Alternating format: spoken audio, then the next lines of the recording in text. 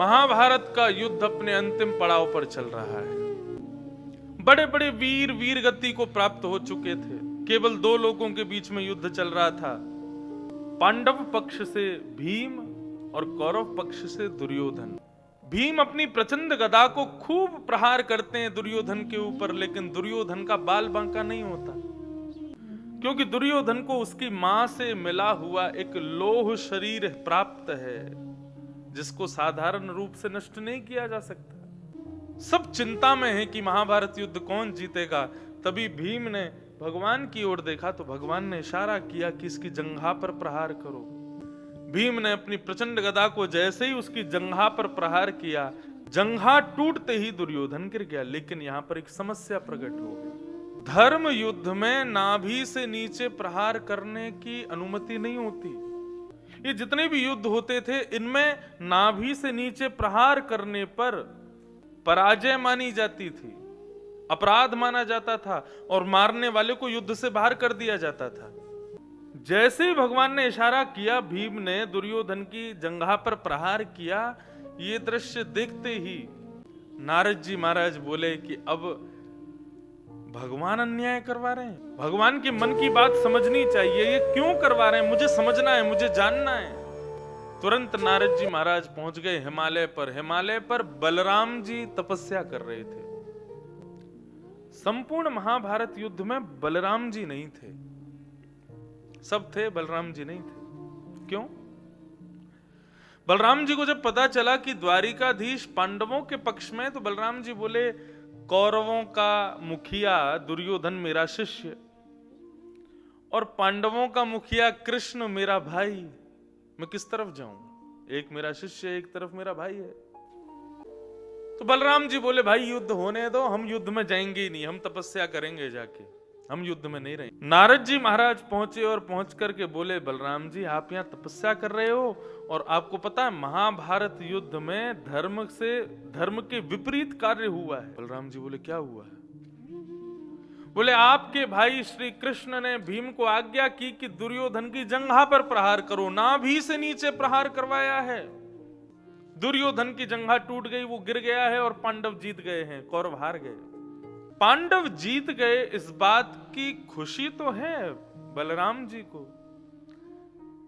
लेकिन कौरवों के मुखिया दुर्योधन को इस प्रकार से परास्त किया, इस बात का बहुत कष्ट है। और वो भी मेरे भाई कृष्ण ने।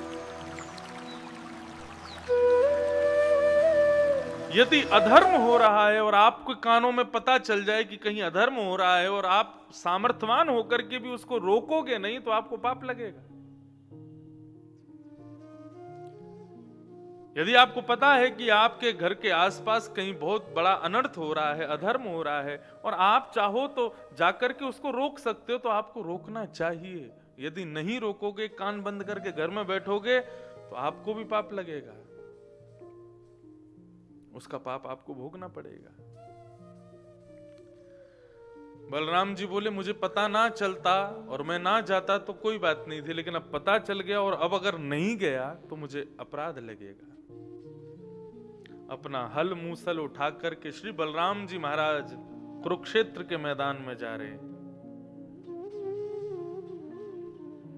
पृथ्वी कंपायमान हो रही है, आकाश में बादल गरज रहे हैं।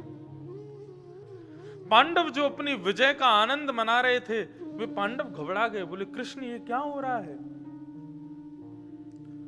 बोले, कहीं शेषनाग को क्रोध तो नहीं आ गया? बलराम शेषनाग के अवतार हैं।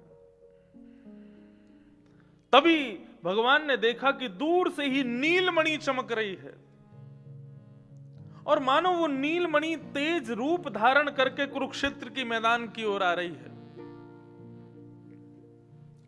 सभी पांडव भगवान के चरणों में बैठ गए। बोले, प्रभु रक्षा करो। ये कौन है? बोले, कोई और नहीं, बलराम जी आ रहे हैं और क्रोध में भर के आ रहे हैं। अर्जुन ने कहा, प्रभु रक्षा करो। बोले, रुको मैं कुछ करता हूं। यहां से बलराम जी हल मूसल लेकर के दौड़ रहे हैं और सामने से ठाकुर जी दौड़े हैं, निहत्थे, हाथ में कोई शस्त्र नहीं है। सामने से बलराम जी आ रहे हैं, इधर से ठाकुर जी दौड़ रहे हैं। देवता सब आकाश में बैठ करके प्रार्थना कर रहे हैं। बोले, अब तो नूतन प्रलय हो जाएगा। अब तो पृथ्वी नष्ट, सप्तलोक नष्ट, स्वर्ग लोक नष्ट, सब नष्ट हो जाएंगे। क्यों? नारायण और शेष के बीच में युद्ध होने वाला है।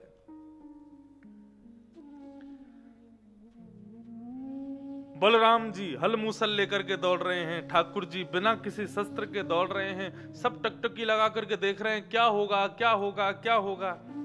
जैसे ही दोनों एक दूसरे के समीप आए तो भगवान ने अपनी विशिष्ट बुद्धि की युक्ति का प्रयोग किया और बलराम जी के थोड़े समीप जाते ही ठाकुर जी जमीन पर दंडवत हो गए और बलराम जी को प्रणाम करने लगे। जैसे ही ठाकुर जी को जमीन पर लेटे देखा, प्रणाम करते देखा, बलराम जी का क्रोध शांत हो गया। हल मूसल दूर फेंक दिए और दौड़ करके गए और कन्हैया को उठा करके अपने हृदय से लगा लिया, अपने हृदय से लगा लिया। आकाश में खड़े देवता सब पुष्प वृष्टि करने लगे, भगवान की बुद्धि की पराकाष्ठा को प्रणाम करने लगे। बड़े को यदि क्रोध आवे तो छोटे को चाहिए कि वह उससे तर्क ना करे, क्योंकि बड़े के क्रोध में यदि तर्क करोगे तो बात बढ़ जाएगी। बड़े को यदि कभी क्रोध आवे तो छोटे को चाहिए भले ही उसकी गलती ना हो फिर भी बड़े के चरण पकड़ ले, क्योंकि बड़े जो होते हैं ना, उन बड़ों का सबसे कोमल अंग होता है उनके चरण। गुरुजनों के, माता पिताओं के और बड़े भाई बंधु आदियों के, नानी नाना भुआ आदि, ये जितने भी बड़े होते हैं ना, इनका सबसे कोमल अंग होता है उनके चरण। कभी यदि क्रोधित हो जाए तो तुरंत उनके चरणों में नतमस्तक हो जाओ। क्यों? चरणों में गिरा जब अपने बालक को देखेंगे तो उनका क्रोध शांत होगा, और जब क्रोध शांत हो जाएगा ना, तब आप अपनी बात कहोगे तो बात सारी शॉर्ट आउट हो जाएगी। लेकिन क्रोध में आप अपनी बात कहोगे तो क्रोध और बढ़ जाएगा। भगवान ने इस प्रकार बलराम जी के चरण पकड़ के पहले तो उनके क्रोध को शांत किया। जब बलराम जी ने कन्हैया को हृदय से लगाया, नेत्र खोल करके देखा तो दूर भीम दिखाई दिया। भीम को देखते ही बलराम जी का फिर क्रोध बढ़ने लगा, ठाकुर जी को दूर करके अपने हल मूसल पकड़ने लगे। तब ठाकुर जी ने हाथ पकड़ा, बोले क्या कर रहे हो आप? किसको मारने जा रहे हो? बोले कन्हैया तू पक्षधर है, मैं जानता हूं तू अपने भक्तों का बहुत पक्ष करता है, इन पांडवों का पक्ष किया मैं मानता हूं, लेकिन ये भीम ने आज धर्म विरुद्ध कार्य किया है और धर्म विरोधी जो होगा उसको मैं जीवित नहीं छोड़ूंगा, मुझको रोको मत। भगवान बोले किस धर्म की बात कर रहे हो आप? अरे धर्म युद्ध में नाभि से नीचे प्रहार करना मना है और भीम ने दुर्योधन की जंघा पर प्रहार किया। बोले अच्छा, आज आपको धर्म की याद आ रही है? भरी सभा में जब दुशासन, दुर्योधन आदि जब द्रौपदी को चीरहरण कर रहे थे, तब आप कहां चले गए थे? तब अपनी बहन के चीर को बढ़ाने के लिए आप क्यों नहीं आए? ये दुर्योधन दुशासन से कह रहा था भरी सभा में, अरे दुशासन इसको निर्वस्त्र कर दे और निर्वस्त्र करके मेरी जंघा पर बिठा दे। उस समय धर्म याद नहीं आया आपको? एक अबला नारी भरी सभा में अकेली निर्वस्त्र हो रही थी। उस समय इतने बड़े बड़े धर्म धुरंधर कहां चले गए जिनको आज युद्ध में धर्म याद आ रहा है? अरे उस समय भीम ने प्रतिज्ञा ली थी कि द्रौपदी दुर्योधन की जंघा पर नहीं बैठेगी, लेकिन हां मैं प्रतिज्ञा लेता हूं एक दिन मेरी प्रचंड गदा इसकी जंघा पर जरूर बैठेगी। भीम ने अपनी प्रतिज्ञा पूरी की है। बलराम जी कहने लगे क्या धर्म है, क्या धर्म है, मेरी बुद्धि समझ ही नहीं पाती है, मुझे बताओ कन्हैया। भगवान कहते हैं देखो भैया, सत्यम ब्रूयात, सत्य बोलो ये धर्म है, लेकिन तुरंत दूसरी बात कही जाती है प्रियम ब्रूयात। सत्य कैसा बोलो जो सामने वाले को प्रिय लगे, अप्रिय सत्य बोलना भी धर्म नहीं है। जिस सत्य को बोलने से किसी का घर उजड़ जाए, किसी का परिवार नष्ट हो जाए, किसी का सब कुछ खत्म हो जाए, ऐसा सत्य बोलना धर्म नहीं है।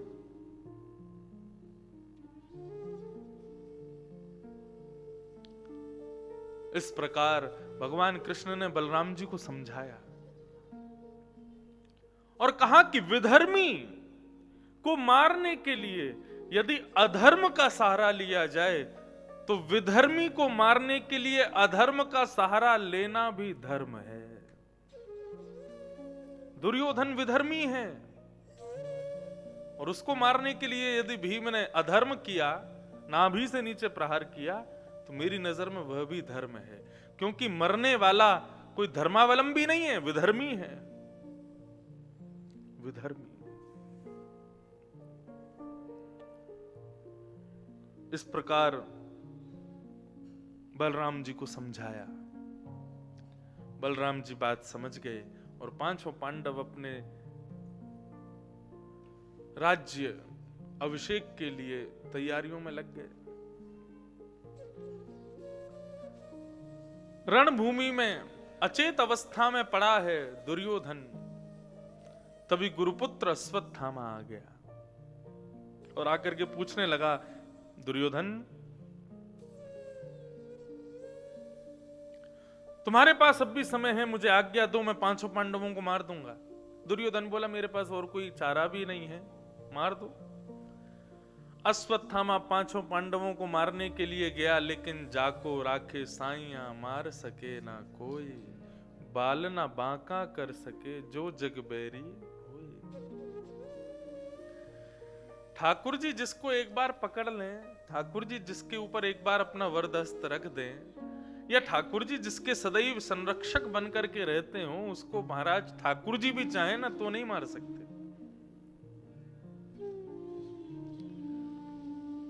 अर्धरात्रि का समय था, भगवान को पता चला अश्वत्थामा आ रहा है, सोते हुए पांडवों को मार देगा, क्योंकि अधर्म एक हो चुका है ना। अब तो सब सोचेंगे कि हम भी अधर्म ही करें।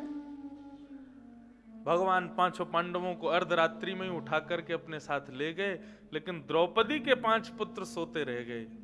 अश्वत्थामा ने आकर के अंधेरे में पहचान नहीं पाया और द्रौपदी के 5 पुत्रों को मार दिया। 5 पुत्रों को मार करके दुर्योधन के पास उनके मस्तिष्क लेकर के गया। दुर्योधन ने जैसी प्रकाश करके देखा, बोले, अरे मूर्ख, ये तूने क्या किया? ये द्रौपदी के 5 पुत्र मार दिए। अब हमारे कुल में कोई पिंडदान करने वाला भी नहीं बचा। ऐसा कहते हुए दुर्योधन ने अपने प्राण त्याग दिए।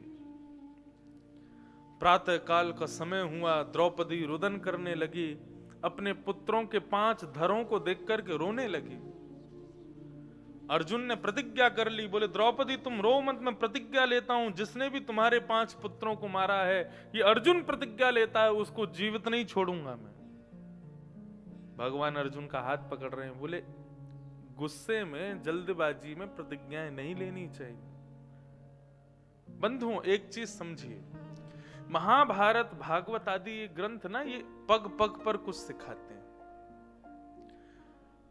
क्रोध करना बुरा नहीं होता, लेकिन क्रोध के समय पर लिए जाने वाले निर्णय बुरे होते हैं। क्रोध के समय पर लिए जाने वाले जो आपकी प्रतिज्ञाएं होती हैं ना, वो आपको बाद में पछतावा होता है, मैंने ऐसा क्यों कर दिया। इसलिए एक चीज करो, जब भी क्रोध आए ना, क्रोध आने दो, फटने दो ज्वालामुखी, लेकिन मुख से एक शब्द मत बोलो, बस मौनमास्ताम, शांत हो जाओ। कैसे भी करके उन 5 मिनट के समय को शांति से निकाल लो। जब मन थोड़ा शांत हो जाए, बुद्धि थोड़ी शांत हो जाए, ज्वालामुखी थोड़ी कम हो जाए, तब मुख खोलो। तब आप जो निर्णय लोगे ना, वो प्रिय होगा, वो अच्छा होगा। क्योंकि क्रोध का आवेश इतना होता है कि हमारी बुद्धि को फिर कुछ दिखाई नहीं देता। सद असद का ज्ञान, हम विवेक शून्य हो जाते हैं क्रोध बढ़ते ही। इसलिए क्रोध में निर्णय नहीं लेना चाहिए। भगवान अर्जुन का हाथ पकड़ रहे हैं, बोले, ऐसी प्रतिज्ञा मत कर। लेकिन अर्जुन को तो क्रोध चढ़ा, प्रतिज्ञा ले ली, मैं जिसने तुम्हारे बालकों को मारा उसको जीवित नहीं छोड़ूंगा। 3 लोग महाभारत युद्ध के बाद बचे थे। अश्वत्थामा के शिविर की ओर भगवान रथ लेकर के जाने लगे। अश्वत्थामा को जैसे ही पता चला कि अर्जुन और कृष्ण दोनों आ रहे हैं, वो अपना शिविर छोड़ करके दौड़ने लगा। भगवान ने आज्ञा की, अर्जुन यही है बालकों का हत्यारा, तुम्हारे डर के मारे दौड़ रहा है, भाग रहा है, इसी ने मारा है द्रौपदी के 5 पुत्रों को। भगवान की आज्ञा मान करके उसी के पीछे अर्जुन और कृष्ण जाने लगे। तभी अश्वत्थामा ने ब्रह्मास्त्र छोड़ दिया। उस ब्रह्मास्त्र को अपनी ओर आते देख अर्जुन घबरा गए। ब्रह्मास्त्र कोई बाण की तरह आपका स्पर्श नहीं करता, या बाण की तरह आपके पास नहीं आता। ये तो हमने टीवियों में, सीरियल्स में हमने देखा कि ब्रह्मास्त्र चला, महाराज ज्वालामुखी की तरह आया, आकर के लग गया आदमी को, ऐसा नहीं। ब्रह्मास्त्र का एक रूप गुरुजनों से मैंने सुना। ब्रह्मास्त्र का रूप कैसा होता है? ब्रह्मास्त्र को खाली धनुष पर अभिमंत्रित करके जैसे ही छोड़ा जाता है, जिसका स्मरण करके छोड़ा जाता है, उस व्यक्ति को द्वितीय सूर्य दिखाई देने लगते हैं। मतलब एक सूर्य तो आकाश में है, उसको दूसरे सूर्य दिखाई देते हैं।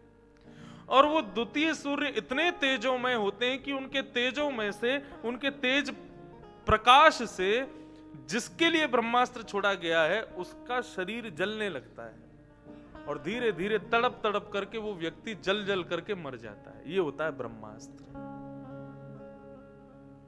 सबसे खतरनाक है। क्यों? जिसके लिए छोड़ा गया वो बच ही नहीं पाएगा, कोई साधन ही नहीं है बचने का।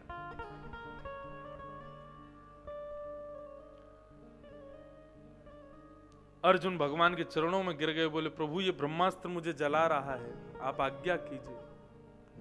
कृष्ण कृष्ण महाबाहो भक्तानां भयंकर त्वमेको दय्यमानानां पवर्गोऽसि संस्कृते। हे कृष्ण मेरी रक्षा करो, हे महाबाहो मेरी रक्षा करो। भगवान ने कहा ब्रह्मास्त्र को नष्ट करना है तो तुम भी ब्रह्मास्त्र छोड़ो। दोनों ब्रह्मास्त्र आपस में टकरा जाएंगे, दोनों ब्रह्मास्त्र का तेज आपस में टकरा करके नष्ट हो जाएगा। अर्जुन ने भी ब्रह्मास्त्र छोड़ा, दोनों ब्रह्मास्त्र नष्ट हुए। अर्जुन दौड़ करके गए, अश्वत्थामा के केश पकड़ लिए, उसके हाथ पैरों को बांध करके अपने रथ से बांध दिया और ले आए हस्तिनापुर में। द्रौपदी को जैसे ही पता चला कि गुरुपुत्र ने मेरे पुत्रों को मारा, उसको बंदी बना करके अर्जुन लेकर के आए हैं, तो द्रौपदी ने अर्जुन को प्रणाम करते हुए निवेदन किया, हे अर्जुन,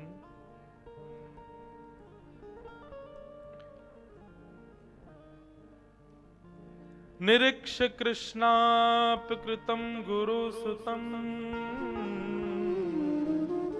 वामस्वभाव कृपया ननाम च।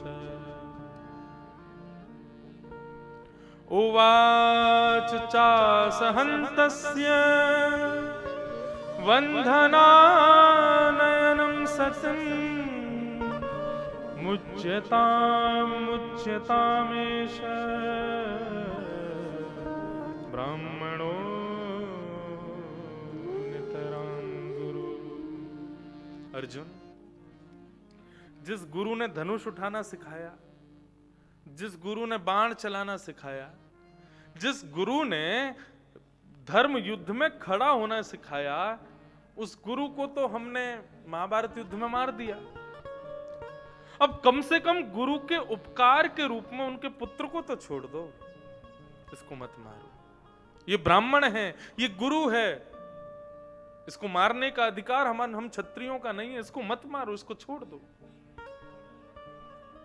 बंधुओं, बहुत ध्यान से सुनिएगा। भगवान को मानव के अंदर जो जो गुण प्रिय लगते हैं उन अनंत गुणों में एक सर्वश्रेष्ठ गुण है क्षमाशीलता। क्षमा।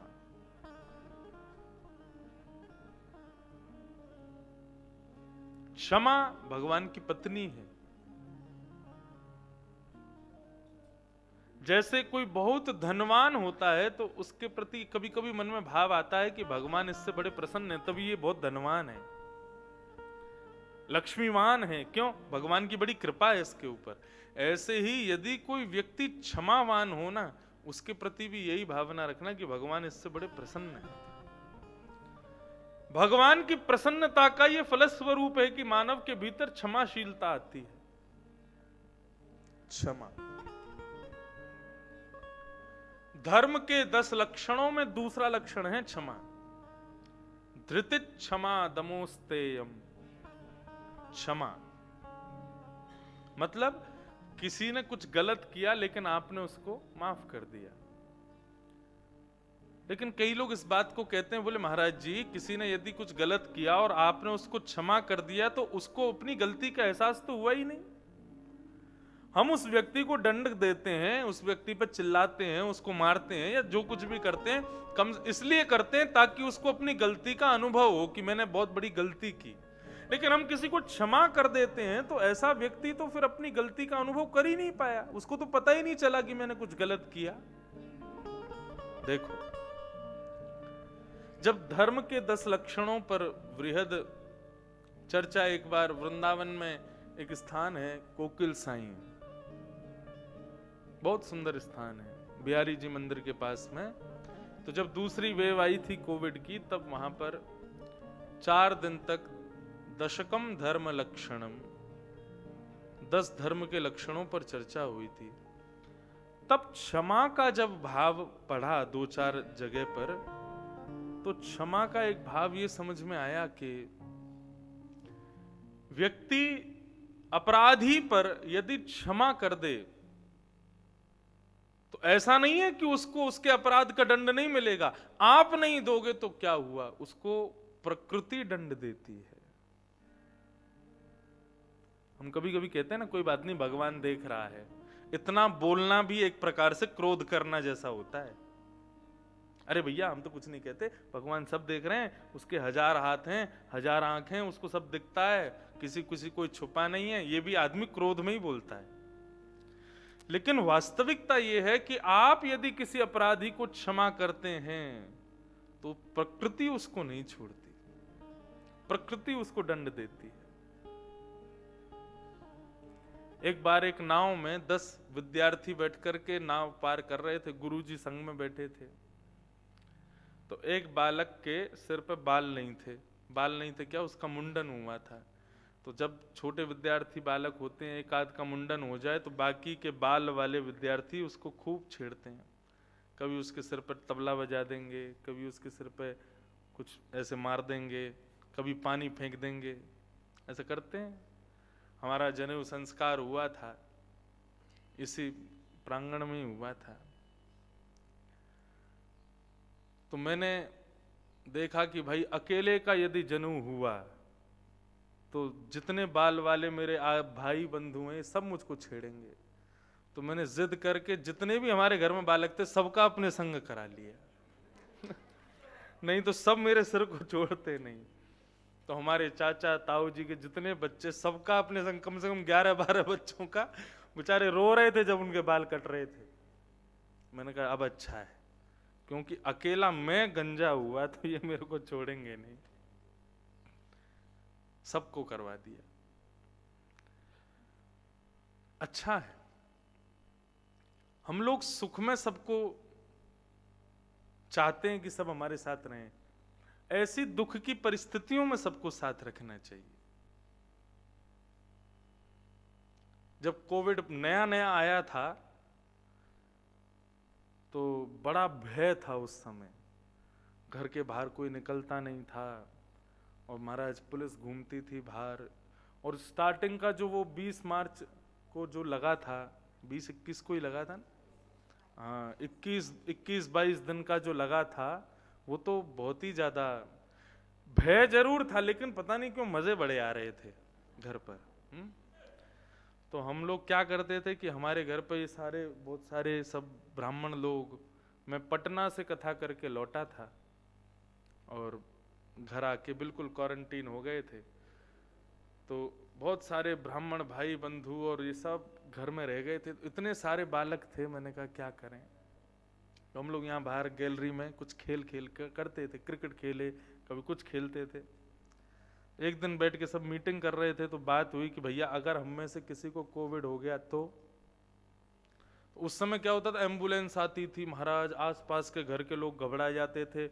जिस घर में कोविड पेशेंट मिलता था उसके घर पे बाहर लिख दिया जाता था, बाहर वो लगा देते थे कि अंदर कोई जावे नहीं, उस पूरे मोहल्ले को सील कर देते थे, बड़ा नाटक होता था। तो हम सब लोगों ने एक डिसीजन लिया, अगर हम में से किसी को हुआ तो हम एक दूसरे के गले मिल लेंगे। क्यों?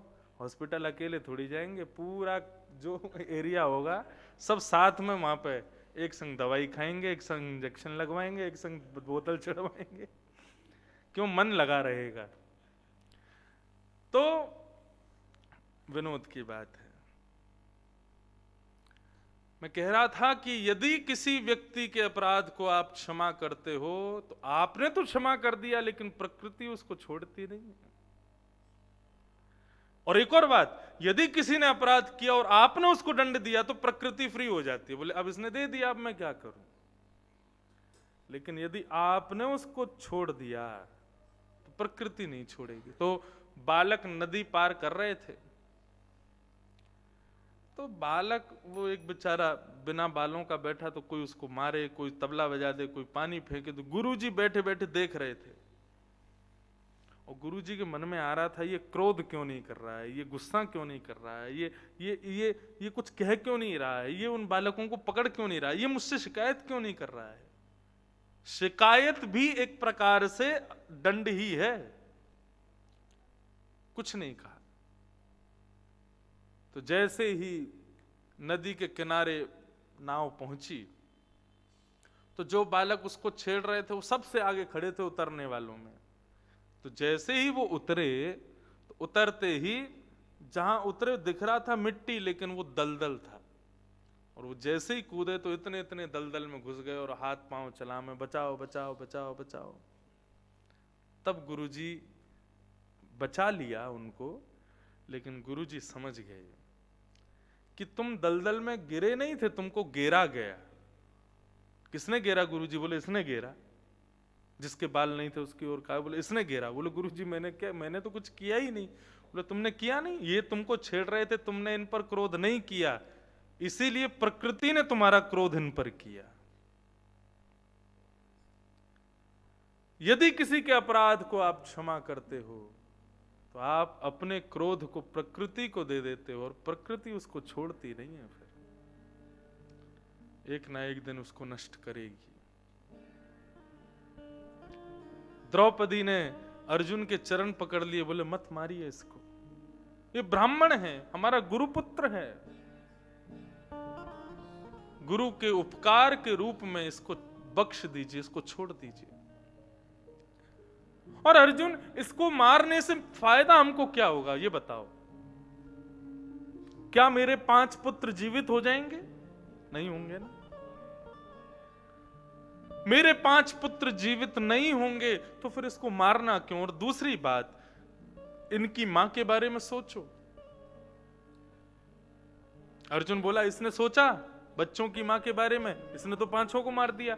बोले उसने नहीं सोचा, लेकिन जिन 5 बालकों को इसने मारा उसकी मां के 5 बालक तो चले गए, लेकिन 5 पति तो हैं।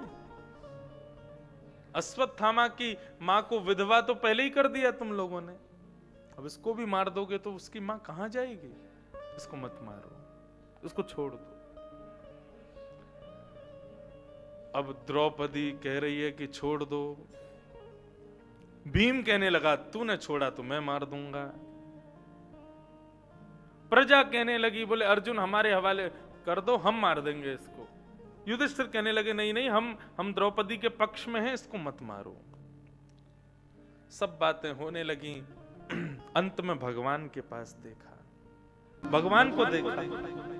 जैसे ही भगवान की ओर नजर की तो भगवान ने अपनी नजर फेर ली। बोले जब मैं रोक रहा था तब मेरी बात मानी तूने, कि मैं कह रहा था प्रतिज्ञा मत ले। अर्जुन ने चरण पकड़े, बोले प्रभु बताइए ना मैं क्या करूं। भगवान बोले देखो द्रौपदी तुम्हारी पत्नी है, उसकी बात मानना तुम्हारा धर्म है। भीम तुम्हारा बड़ा भाई है, उसकी बात का भी तुमको मान तो करना चाहिए। तुम राजा हो, ये प्रजा है, और प्रजा कह रही है तो प्रजा की बात का भी मान रखो। और युधिष्ठिर तुम्हारे सबसे बड़े भाई हैं, उनकी बात तो तुमको माननी ही चाहिए। और तीसरी बात, सबसे अंतिम बात, तुमने प्रतिज्ञा ली थी कि तुम बालकों के हत्यारे को छोड़ोगे नहीं, तो तुम अपनी प्रतिज्ञा भी पूरी करो। क्योंकि क्षत्रिय यदि प्रतिज्ञा कर ले और पूरा ना करे तो उसको 2500 2000 वर्ष के लिए नरक जाना पड़ता है। अब करो, क्या करोगे? अर्जुन सिर पकड़ के बैठ गया, बोले मैं क्या करूं, मैं तो बड़ा बंधन में पड़ गया, ये ब्राह्मण है, क्या करूं, कैसे करूं? तब भगवान ने कहा ब्राह्मण कैसा भी क्यों ना हो उसको मारना नहीं चाहिए, और बालकों का हत्यारा कोई भी क्यों ना हो उसको छोड़ना नहीं चाहिए। और ज्यादा पहेली बन गई। अंत तो गत्वा भगवान के चरणों में प्रणाम किया, बोले प्रभु मार्ग बताइए ना, अब बहुत समय हो गया। तब भगवान ने इशारे में समझा दिया, बोले कि अर्जुन प्रतिष्ठित व्यक्ति का भरे समाज में अपमान ही उसका वध होता है। ये ब्राह्मण है इसलिए इसके शरीर की मृत्यु तुम्हारे हाथों होना, इसका वध होना ये उचित नहीं है। लेकिन बालकों का हत्यारा है इसलिए इसको छोड़ना भी उचित नहीं है। इसलिए क्या करो, बीच का रास्ता यही है कि ये ब्राह्मण है, मारना नहीं है, बालकों का हत्यारा है, छोड़ना नहीं है, लेकिन गुरुपुत्र है, मतलब प्रतिष्ठा है इसकी, तो क्या करोगे? भरे समाज में, ये पूरे हस्तिनापुर इंद्रप्रस्थ के सामने इसका अपमान कर दो, सबके मध्य में अपमान होगा, तो जब तक जीवित रहेगा तब तक मरता ही रहेगा। और भरी सभा के सामने आधी दाढ़ी मूछ मूड़ करके, उसके आधे केशों को उड़ा करके, और सबसे बड़ी बात ब्राह्मण की शिखा, उस शिखा का छेदन करके, मणिम जहार मूर्धन्यम, ब्रह्म तेज की मणि। ऐसा एक बार पूज्य पिताजी महाराज की प्रयाग में कथा चल रही थी, कुंभ में मैं भी गया था। तब किसी ने प्रश्न लिख करके पिताजी को भेजा, ये ब्रह्म तेज की मणि केवल अश्वत्थामा के पास थी? पिताजी ने उसका विवेचन किया कि ये ब्रह्म तेज की मणि प्रत्येक ब्राह्मण के पास है। प्रत्येक ब्राह्मण के मस्तिष्क में ब्रह्म तेज की मणि होती है। जो ब्राह्मण त्रिकाल संध्या करते हैं, उर्दपुंड त्रिपुंड लगाते हैं, चोटी रखते हैं, गायत्री पुरुषण करते हैं, वेद वेदांगों का पाठ करते हैं, उनका पठन करते हैं, उनकी ब्रह्म तेज की मणि तेजस्वी होती है। कई ब्राह्मणों को आप देखेंगे तो उनके मुखमंडल की आभा देख करके ही उनको प्रणाम करने की इच्छा होती है। क्यों? उनकी ब्रह्म तेज की मणि तेजोमय होती है। तो इस प्रकार ब्रह्म तेज की मणि को निकाल करके अर्जुन ने धक्के मार करके अश्वत्थामा को बाहर कर दिया, और अश्वत्थामा अब बदले की आग में जल रहा है। भगवान सभी पांडवों को लेकर के गंगा किनारे गए और जाकर के पिंडदान करवाया, मरे हुए सब कौरव आदियों का, सबका पिंडदान आदि, सबका तर्पण आदि हो रहा था। तभी कुंती ने जाकर के युधिष्ठिर जी से कहा कि युधिष्ठिर एक क्रिया कर्ण की भी कर देना। अर्जुन बोला कर्ण की? युधिष्ठिर बोले कर्ण की क्रिया मैं क्यों करूं? कौरवों की हम कर सकते हैं क्योंकि हमारे चाचा के पुत्र थे, लेकिन ये कर्ण तो हमारे कुल का ही नहीं था, हमारे खानदान का ही नहीं था, हमारे तो घर का ही नहीं था, उसका मैं क्यों करूं? तो कुंती ने वर्षों पुरानी बात बताई कि मैं छोटी सी थी, एक संत हमारे यहां आते थे, मैं उनकी बड़ी सेवा करती थी। मुझसे प्रसन्न होकर के उन्होंने मुझको एक मंत्र दिया और कहा बेटी तुमने मेरी इतनी सेवा की है, जब कभी भी तुम संकट में हो इस मंत्र का उच्चारण करना, जिस देवता का आह्वान करोगी वो तुम्हारे सामने आके खड़ा हो जाएगा। कुंती कहती है मैंने देखा कि इस मंत्र में इतनी शक्ति कहां होगी, मैंने उसका उच्चारण करके सूर्य का स्मरण किया, सूर्य नारायण मेरे सामने प्रकट हो गए। बोले माते आपने स्मरण किया, बताइए मैं क्या करूं। कुंती बोली मैं छोटी सी घबरा गई उनको देख करके। मैंने कहा मैंने तो बस ऐसे ही बोला था मंत्र, मुझे कुछ आपसे कुछ चाहिए नहीं, आप चले जाओ। सूर्य कहने लगे बोले नहीं, आए हैं तो कुछ तो देके जाएंगे। तो अपने समान तेजो में एक पुत्र मुझको प्रदान कर दिया। बोले मां ये मेरा ही अंश है, आपका पुत्र बनेगा। मेरा ब्याह भी नहीं हुआ था युधिष्ठिर उस समय। समाज के डर के कारण, लोक लाज के कारण मैंने कहा कि इस बालक को क्या क्या नाम दूं, किसका क्या बताऊंगी, किसने दिया मुझको, कोई विश्वास नहीं करेगा मेरे ऊपर। तब लोकलाज के डर के कारण उस बालक को लता पत्रों में लपेट करके एक डलिया में उसको बिठा करके मैंने यमुना जी में प्रवाह कर दिया। वही बालक एक राधा नाम की कन्या ने उसको पाल पोस के बड़ा किया, और वही बालक कर्ण बन करके कौरवों के पक्ष में गया और वहां से युद्ध किया। महाभारत युद्ध में मेरे ही बालकों ने उसको मार दिया, वो मेरा पुत्र था। युधिष्ठिर को जब ये बात पता चली तो नेत्रों से आंसू झरने लगे। बोले मां तुमने हमें पहले क्यों नहीं बताया, यदि हमें पता होता कि वो छठवा भाई है हमारा तो उसको जीवित रहने देते, उसको कैसे भी करके बचा के लाते हम। आपने बहुत बड़ा अपराध किया मां हमसे ये छुपा के। मैं श्राप देता हूं, आज के बाद कोई भी कन्या माता अपने हृदय में गंभीर बात को अपने परिवार से छुपा नहीं पाएगी, उसको बताना ही पड़ेगा। माताओं के गले में गलकंठिका नहीं हुआ करेगी, ये युधिष्ठिर ने श्राप दे दिया।